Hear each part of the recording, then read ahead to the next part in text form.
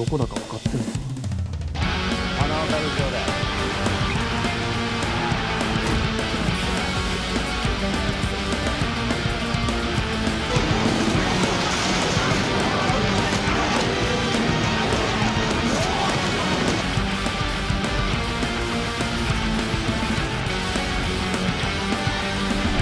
てめえら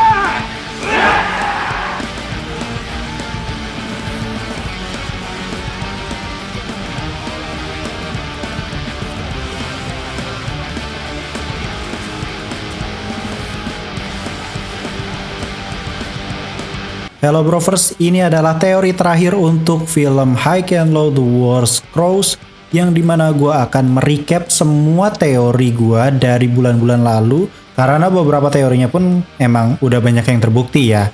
Tapi gue juga nanti akan tambahin beberapa teori juga dari kalian dari sepanjang komentar-komentar di video gue sebelum-sebelumnya gitu. Dan ini udah pasti spoiler ya karena memang kalau lu urutin dari trailer pertama sampai trailer terakhir itu udah kayak satu film cuy, seisi ceritanya tuh ada gitu. Bedanya ya nggak ada Lao nyekek orang sama Sachio comeback aja sih. Itu aja yang beda. Sisanya sama semua prediksi kita. Dan kalau video ini tayang berarti filmnya sudah tayang di Jepang. Karena gue record ini tanggal 8. Kalau teori gue bener ya jangan lupa di tag ya. Tanpa berlama-lama lagi, Ikuzo, ini dia. Teori High and Low The War Scrolls and welcome back to Clip on X Breakdown. Oke, dari awal breakdown bulan-bulan lalu gue selalu bilang pasti akan terjadi dua bagian perang atau dua part perang. Perang pertama sama perang kedua. Dimana perang pertama itu tentunya mulai menuju ke puncak konflik sampai akhirnya ke perang kedua yaitu Final War. Nah, gue berani jamin itu akan terjadi juga di film ini. Untuk awal film, prediksi gue udah pada bisa nebak lah ya. Kalau misalkan kalian semua udah nonton trailernya pasti udah paham. Ya, Fujio secara random datang ke Suzuran karena penasaran dengan sosok pria bernama Misaki Mario atau biasa disebut Lao. Namun pada adegan ini sebenarnya gue yakin banyak fans-fans yang merasa keberatan gitu ya. Kenapa Fujio gampang banget masuk Suzuran? Karena sebenarnya teori paling gampangnya ya seragam Fujio itu sama persis seperti Suzuran warna hitam gitu dan bentuknya persis sama cuy. Jadi ya kayak ya udah gitu, misalkan orang nggak ngeh aja gitu. Terlebih lagi gelagat Fujio nggak mencurigakan. Jadi bener-bener asal nyelonong aja gitu kayak sekolah sendiri. Beda halnya dengan orang yang mungkin nggak serandom Fujio. Pasti baru depan pagar dia jalannya udah pada panik gitu. Sedangkan di sini kan Fujio kayak nyantai parah aja gitu, bodo amat. Singkat cerita, Fujio ini akhirnya sampai tuh ya kan ke fraksinya Lao. Jadi kemungkinan besarnya sekolah Suzuran ini memang bentuknya rada manjangnya tuh ke belakang gitu ya. Kalau yang dulu kan kalau nggak salah di bangunan yang dulu, setahu gue itu lebar gitu kan, kayak letter U gitu. Sampai ada lapangan gedenya ya kalau nggak salah. Nah kalau Suzuran yang sekarang itu dia tuh kayak manjang ke belakang. Dari sini gue berteori sepertinya kita akan diperlihatkan sekelebatan beberapa fraksi yang mungkin ada di Suzuran selain fraksinya Lao. Kemudian setelah dia datang, ya sesuai yang ada di trailer aja ya. Dengan tengilnya dia ngomong gitu kan, gue ini Fujio Hanaoka dari Oyakoko. Nah dari sini kayaknya akhirnya terjadi gebuk-gebukan tuh. Dimana krocok-krocok Suzuran tuh udah nganggep Fujio jadi mangsa baru nih yang datang ke tengah-tengah fraksi Lao.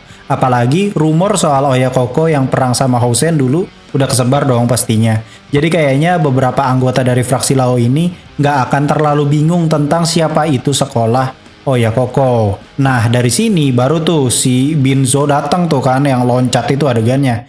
Jadi adegannya tuh nggak jauh kayaknya sih dari krocok-krocok Suzuran yang ngeroyok si Fujio. Karena si Binzo ini emang tipenya ya jogres kalau berantem. Dia bahkan juga ngehajar bocah Suzuran juga cuy yang tengil. Itu terlihat jelas lah ya di trailer-trailer sebelumnya.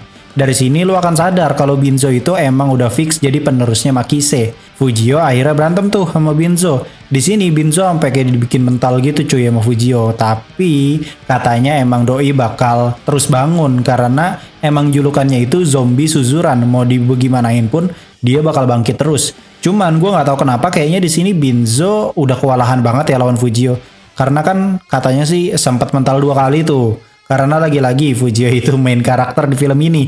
Jadi Anda tidak perlu komplain kalau Fujio di buff gila-gilaan. Pas keadaan udah mulai kisruh gitu kan ya, baru tuh si Mercy, Kamui, sama Magoroku tuh turun tuh. Dimana Fujio jelasin tuh akhirnya kalau dia tuh sebenarnya cuma pengen ketemu Lao, cuma pengen lihat doang gitu Lao dari deket. Untuk adegan tendangan dari Magoroku sendiri, gue nggak tahu itu maksudnya apa. Karena kayaknya bukan berantem ya. Kalau berantem nggak mungkin satu tendangan gitu aja sih. Pasti si Magoroku tuh cuman ngetes doang. Fujio itu sekuat apa, intinya sih gitu kayaknya ya. Karena pada saat itu Lao emang nggak ada juga gitu di suzuran. Akhirnya Fujio mungkin disuruh balik tuh. Atau gimana lah intinya Fujio disuruh cabut lah. Biar nggak ribet gitu. Karena emang nggak ada orang yang dia cari gitu. Kok bisa bang dia dilolosin? Nah di sini sebenarnya kuncinya. Kayaknya orang-orang suzuran itu udah lihat kalau Binzo aja bisa dibikin mental sama si Fujio karena di film ini Fujio bener-bener di buff abis-abisan. Terus berhasil nahan tendangan dari Magoroku. Padahal menurut gue ya jujur gue agak kecewa sih ya. Binzo kan pertama kali debut di film ini. Terus Magoroku pertama kali debut di film ini gitu kan. Masa perkenalannya kayak gitu? Aduh Fujio kayak anak emas banget dah. Baru tuh bakalan ada yang namanya scene villain utama film ini. Yaitu 3 aliansi sekolahan yang terdiri dari Senomon, Kamasaka, dan juga Ebara. 3 aliansi ini dipimpin oleh murid tajir bernama Kohei Amagai. Untuk Ryo Suzaki sendiri sepertinya bakalan jadi senjata paling mematikan dari 3 aliansi ini karena emang gaya bertarungnya tuh lumayan oke cuy. Untuk motif mengapa Kohei Amagai sebegitu edannya ngincer Oyakoko, gue belum berani berasumsi dan berteori kalau soal motifnya itu karena biasanya kayak gitu emang benar-benar disembunyikan.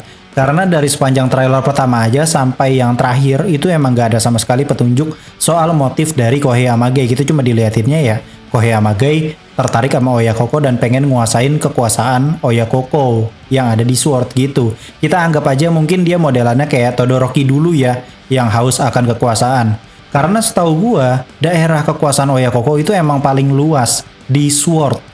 Siapa tahu itu kuncinya. Tapi yang jadi masalah adalah Oyakoko yang terlibat di Sword itu sebenarnya bukan full time, tapi part time. Harusnya dia nyerangnya Murayama ya nggak sih? Bukan full time gitu, kayak salah sasaran aja gitu. Baru deh di sini kita sesuaikan dengan yang ada di trailer lagi atau di teaser di mana 3 aliansi ini akhirnya menghajar salah satu sekolah di wilayah Sword yang sekolah internasional Thailand itu loh. Pokoknya ada bahasa Thailandnya lah di tembok-temboknya. Dari situ mereka semakin lama semakin berbahaya karena wilayah mereka itu semakin luas.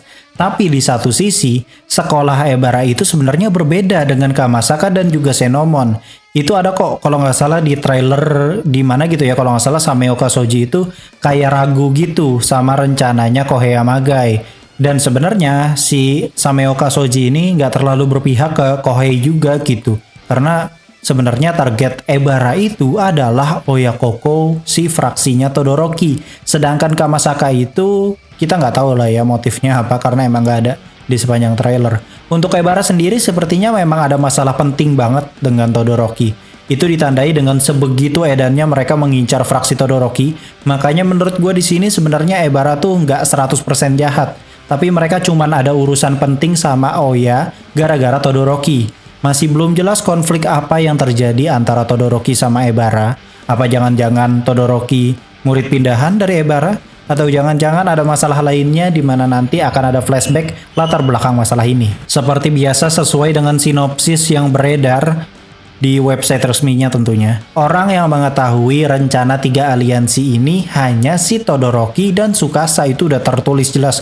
Dan menurut gue sinopsisnya aja udah spoiler banget anjir. Maka dari itu, mereka sebegitu ngincarnya 2 orang ini karena takut rencana mereka tuh malah berantakan. Di sisi lain, Housen itu didatengin tuh sama Fujio karena sempat ada fotonya juga kan kalau nggak salah yang dirilis. Nah di situ ada Monji juga yang sekaligus jadi konfirmasi bahwa sepertinya di film-film selanjutnya gitu ya, Monji itu bakal jadi membernya Ozawa Hitoshi. Untuk timelinenya sendiri gue nggak bisa pastikan berada di mana. Apakah setelah Fujio itu bonyok dari suzuran terus mampir gitu ya ke Housen atau justru sebelumnya, kita nggak tahu lah ya. Gue nggak berani konfirmasi untuk itu.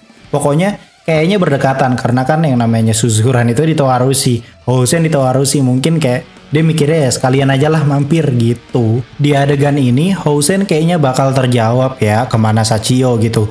Karena dia kan di seisi film dari awal sampai menjelang akhir itu kan nggak ada sama sekali, kemungkinan besarnya hanya di akhir doang. Mungkin itu yang jadi surprise-nya nanti.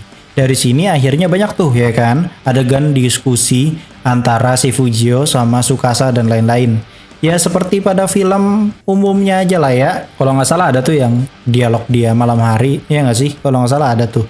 Dan juga ada dialog yang di pinggir kolam renang kalau nggak salah.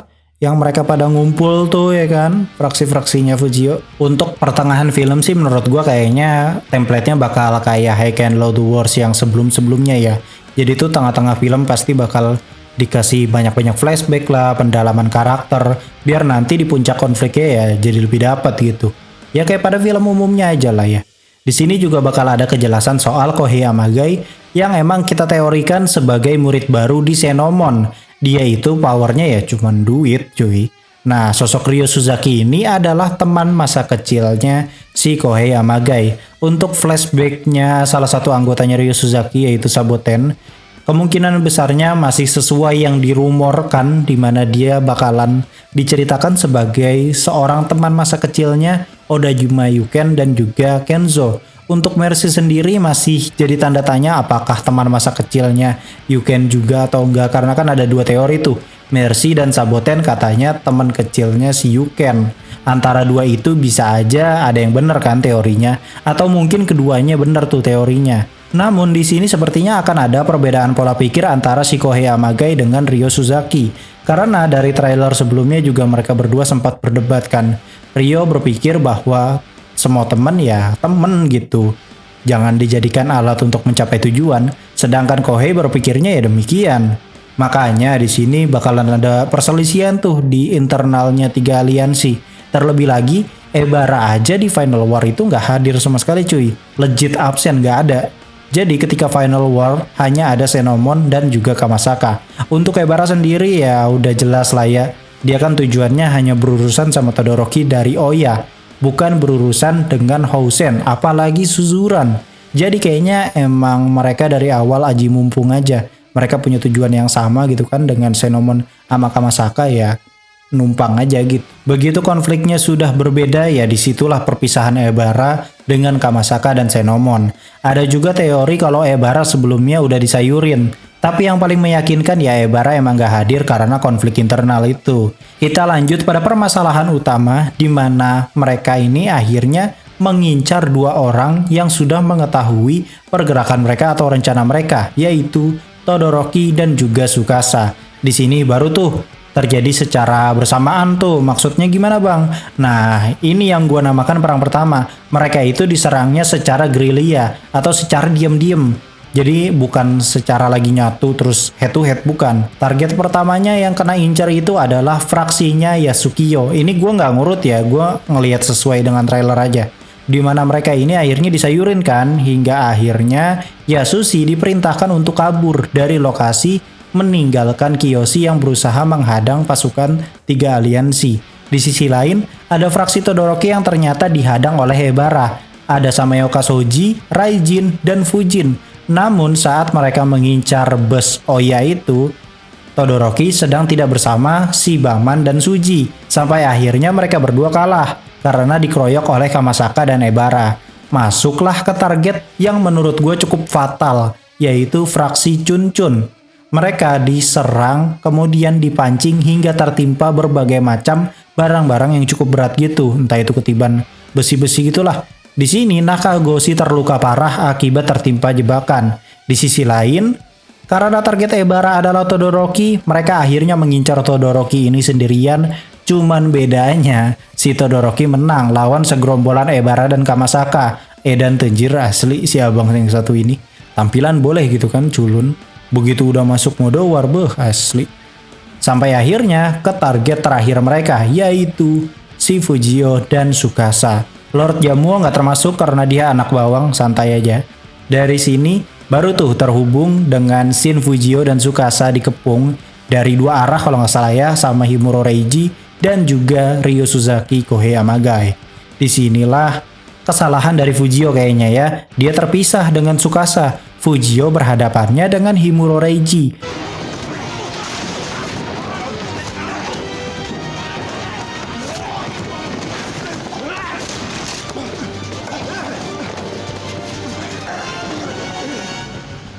Sedangkan Tsukasa harus dikeroyok dengan semua anak Kamasaka dan juga Ebara Senomon. Udah gitu abis digebukin gitu ya, dia harus duel pula sama si Ryo Suzaki dengan kondisi yang udah digebukin tadi.